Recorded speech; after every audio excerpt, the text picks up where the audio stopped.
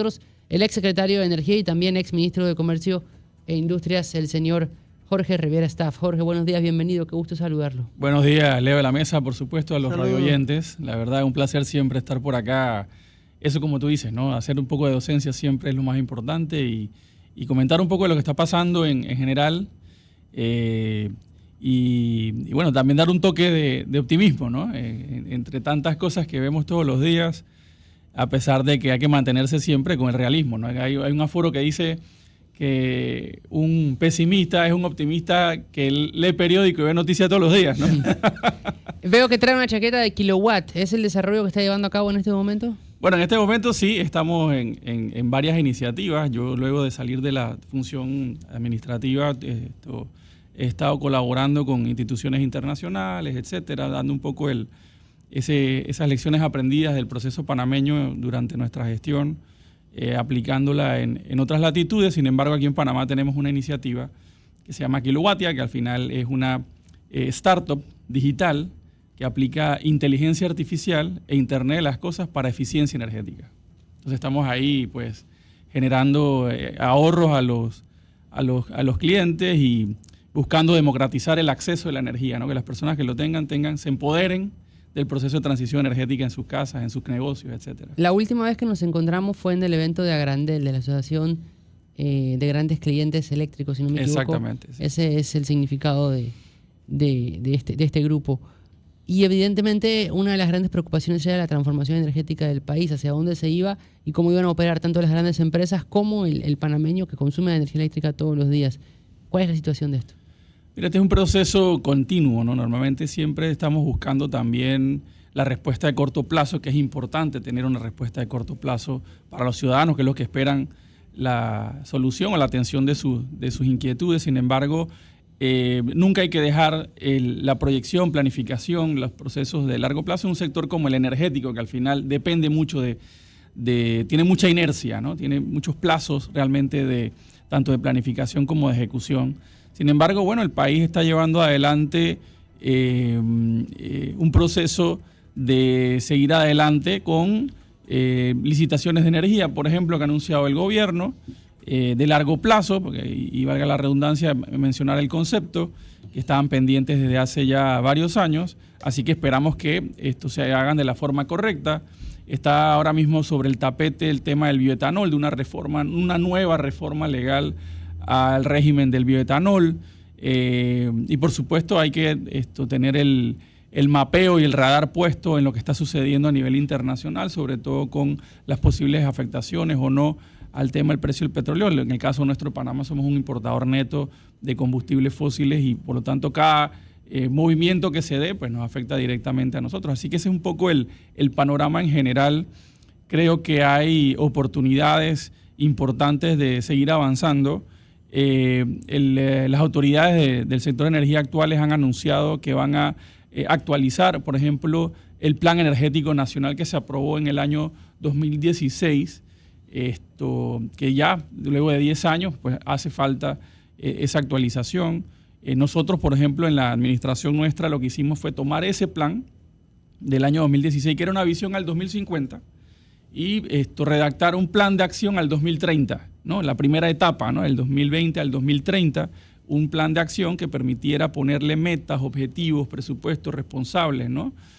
A esa primera etapa, y es lo que dejamos con la agenda de transición y las 8 estrategias nacionales aprobadas. Entonces, la idea es que sigan adelante con esas estrategias. De hecho, creo que es importante resaltarlo. Siempre nos quejamos mucho en Panamá de que no planificamos, de que hay mucha improvisación. Hay todo un paquete, una batería de política pública que se puede actualizar, que se puede seguir ejecutando. Por eso nosotros lo hicimos en base a un plan que había aprobado el gobierno anterior a nosotros, lo usamos como base. Ampliamos la participación ciudadana, los actores relevantes, la academia, etcétera.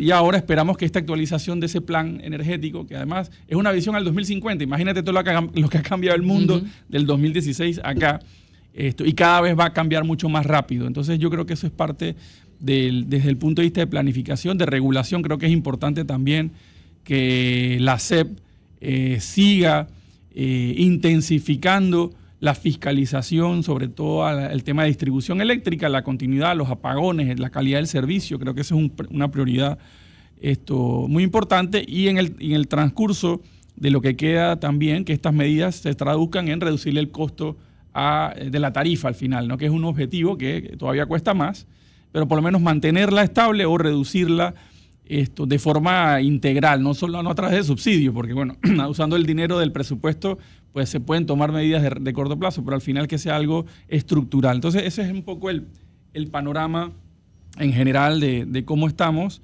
como te decía, en función de el precio, de la calidad, y también pues un tema que normalmente siempre se queda, digamos, rezagado, por no decir invisible, que es el del cierre de la brecha de acceso a la energía, ¿no? Esos panameños, 60.000 panameños familias panameñas que todavía no tienen acceso, sobre todo en las áreas comarcales, ¿no? Eso es inaceptable, que todavía tengamos esa brecha de energía en un país como el nuestro, con todos los recursos que tenemos, ¿no? ¿Cómo va a afectar o cómo va a incidir, y se lo pregunté a un invitado hace rato, el tema de Venezuela en el mundo energético?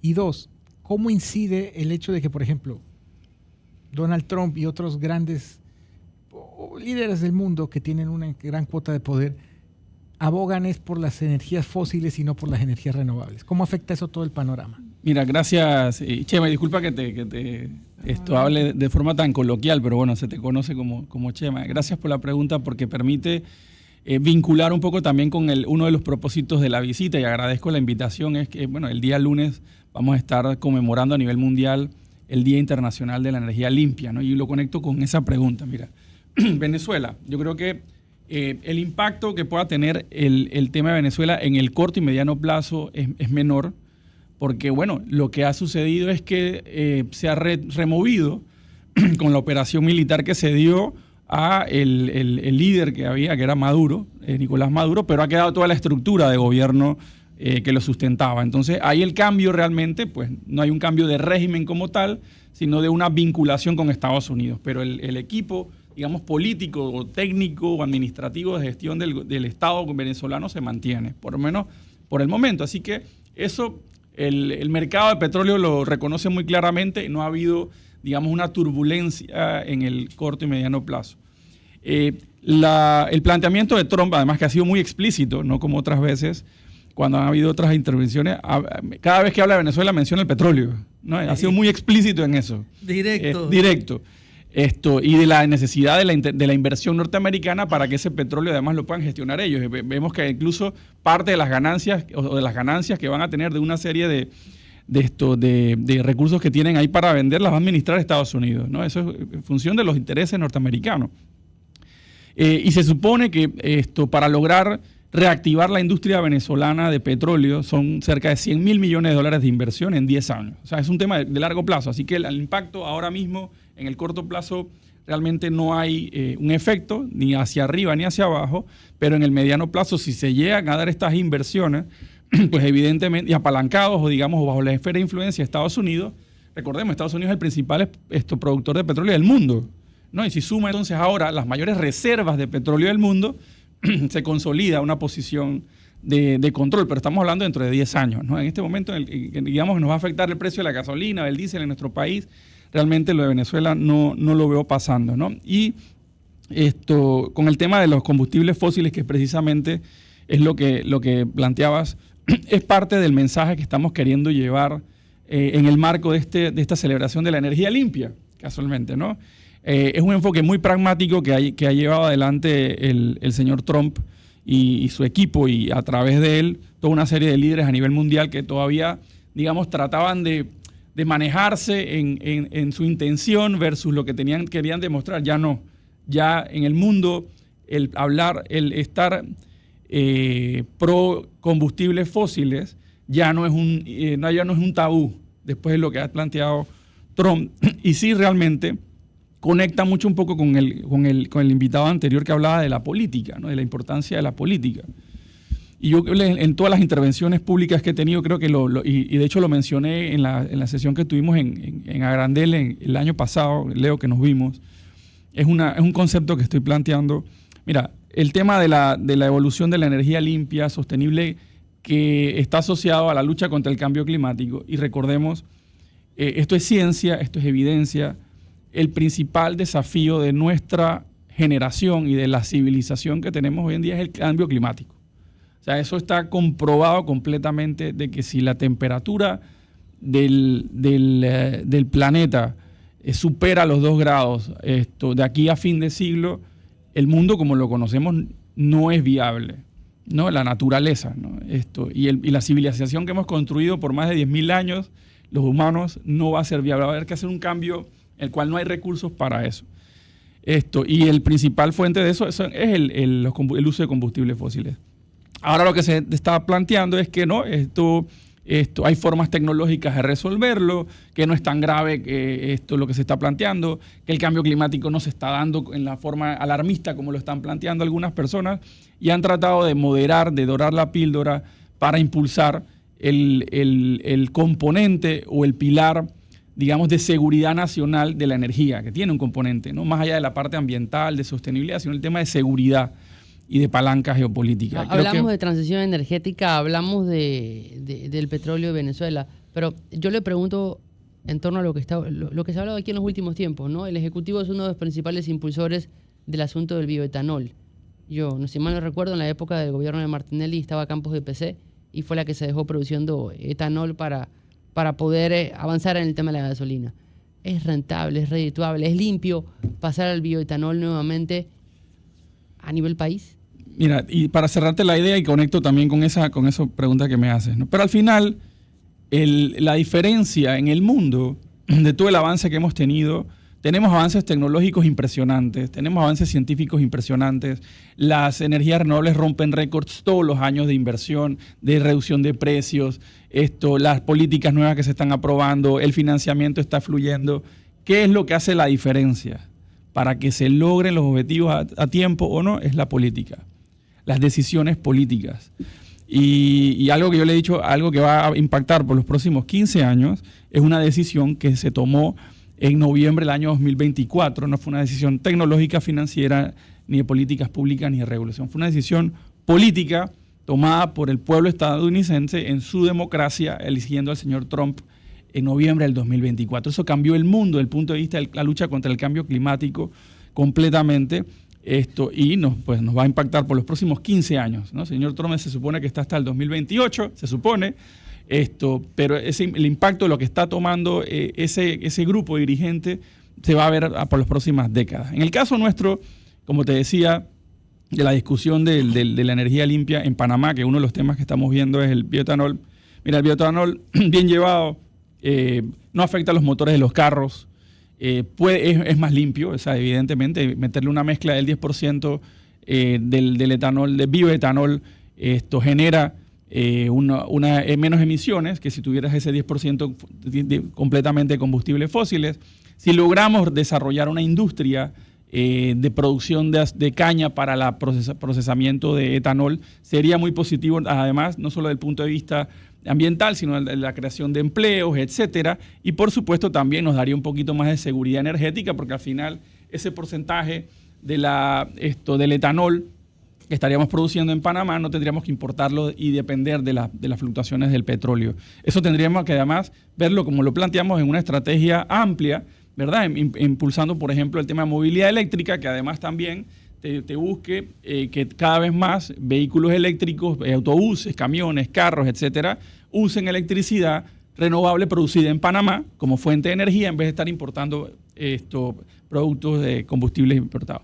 El tema clave con el bioetanol es la fórmula de precios. Esa es la clave. La fórmula de precios. Para tú incorporar bioetanol a las gasolinas, tienes que establecer una fórmula por la cual vas a remunerar ese etanol, esa mezcla. Entonces, esa es la clave, que permita que la regulación establezca esa fórmula, tal como tenemos, por ejemplo, una fórmula, un precio de paridad de importación de los combustibles. Nosotros tenemos un precio, es una fórmula regulatoria que está establecida en una ley que permite entonces determinar con una serie de parámetros objetivos, que pueden ser además verificables por cualquiera, cómo sale el precio de los combustibles en Panamá. Asimismo tiene que hacerse para el bioetanol. El problema es que el ejemplo que estás planteando el año 2013, que se arrancó realmente en la realidad un programa de bioetanol, estaba asociado a una sola empresa de producción de bioetanol y estaba asociado a una garantía de un precio para esa empresa por ese bioetanol. Y si tú estableces una fórmula con unas garantías que estén muy desbalanceadas hacia la empresa, por más que quiera desarrollarlo, lo que va a terminar pasando es que el consumidor panameño va a tener que pagar más por la gasolina. Eso es lo que va a pasar. ¿Por qué? Porque tiene que haber un proceso gradual, porque en Panamá no tenemos ahora mismo la capacidad de producir caña para etanol. La superficie que tenemos es para azúcar. Uh-huh. Pero si se da ese proceso, ¿verdad? Se habla de 22.000 hectáreas que se necesitan duplicar, 22.000 hectáreas más. El tamaño de nuestra economía no permitiría economía de escala. Entonces, ese bioetanol sería realmente bastante costoso. Eso hay que ponerlo sobre la mesa en la discusión que estamos teniendo. Realmente esa es la clave del proceso de la adopción de un programa de bioetanol en Panamá. No el si es limpio o si afecta a los vehículos o si es ambientalmente. No, eso está demostrado. La clave es realmente el tema de esta fórmula, sí, que no impacta además entonces el precio al consumidor o que no tengan entonces el Estado que poner otro subsidio para poder compensar el sobrecosto de esto. Pero en el corto plazo lo que se está planteando es que se va a importar bioetanol. Bueno, también, ¿qué empresas van a importar bioetanol? ¿Cómo vas a establecer esa fórmula realmente de importación del bioetanol? Hasta la fecha hay una norma fiscal que le impone un impuesto de importación específico al bioetanol, para que sea una de las medidas de que se dé la siembra de caña en nuestro país para producir la industria, etcétera. Fíjese. Pero si tú aplicas ese impuesto, el galón de gasolina te cuesta como $6. Tal cual está. Ese es el tipo de cosas que hay que discutir, que están más o menos en el detalle y que no he visto en la discusión pública, ni en la Asamblea, ni en las personas que han salido a mencionar este tema en las últimas semanas. De eso le iba a hablar. Por más explicación técnico-científica que usted está dando aquí y que uno la puede asumir o no, la desconfianza política que genera esta iniciativa, porque si usted le pregunta a Pinky aquí, Concepción, nuestro operador, sobre qué se busca con esto, si protección del medio ambiente o bajar el costo, él lo que te va a responder es beneficiar amigos del gobierno para que se metan un billetón en el bolsillo.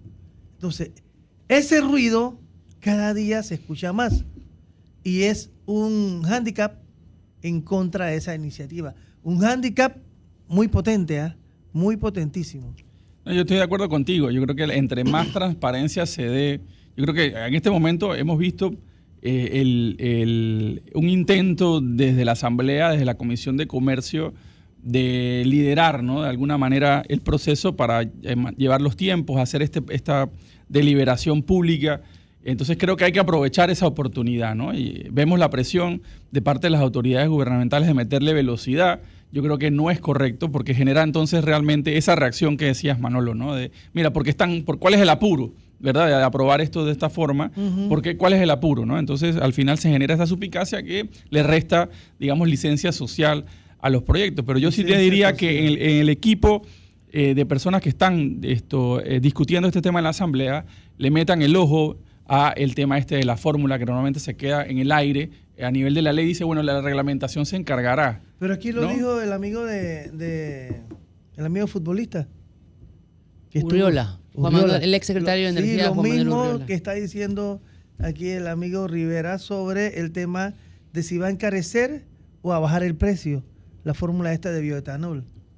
Y que se establezca claramente, pues, que la participación de las empresas que van a ser parte de este ecosistema, de esta cadena de suministro en general, tanto de importación como si se da la producción, sea abierta, no sea un acuerdo, una camisa a la medida, ¿no? Entonces ahí es donde generan las suspicacias y la gente pues empieza a rechazar los planteamientos, ¿no? Entonces esa es parte un poco de lo que estaba comentando, de la necesidad de articular integralmente, y bueno, es un poco el objetivo del próximo lunes tener este evento. Vamos a tener un conversatorio, un foro en Ciudad del Saber, en el auditorio 109. Energía limpia y futuro sostenible. Efectivamente, ¿no? Vamos a tener ahí perspectivas de la juventud, de la academia, la universidad tecnológica, de la empresa privada, sobre, bueno, qué significa esto de energía limpia en un mundo como el de hoy, donde realmente pues, la tendencia es a energías no tan limpias con lo que estamos viendo en el mundo. Y vamos a contar un poco también, que creo que es importante que la ciudadanía lo conozca, cómo surge ese Día Internacional de la Energía Limpia, que de hecho la gente no lo sabe, pero fue una propuesta de Panamá. Nosotros lo propusimos a las Naciones Unidas a través de nuestra misión permanente en el año 2023 y se dio un proceso muy rico, interesante de negociación para lograr la aprobación con otros países en el seno de las Naciones Unidas. Y lo logramos realmente, ¿no? Y ya estaba sobre la discusión el tema de la guerra de Rusia, ya estaba el tema de la importancia de los bloques de los países, decir, bueno, ¿qué es energía limpia? ¿Metes la nuclear, metes el gas o no metes? Todo ese tipo de cosas las vamos a estar comentando el lunes, como, digamos, una retrospectiva y cómo esa retrospectiva nos invita a repensar y a refortalecer nuestro compromiso con la energía limpia en este momento, ¿no? A pesar de todos los desafíos bueno, con una perspectiva optimista, realista o pesimista, ¿no? Lunes 26 de enero de 9:30 a 11 de la mañana, auditorio Innova 109 en la Ciudad del Saber. Exactamente. ¿En qué parte de la Ciudad del Saber queda ese auditorio? Eso está justo al lado del edificio principal de Ciudad del Saber.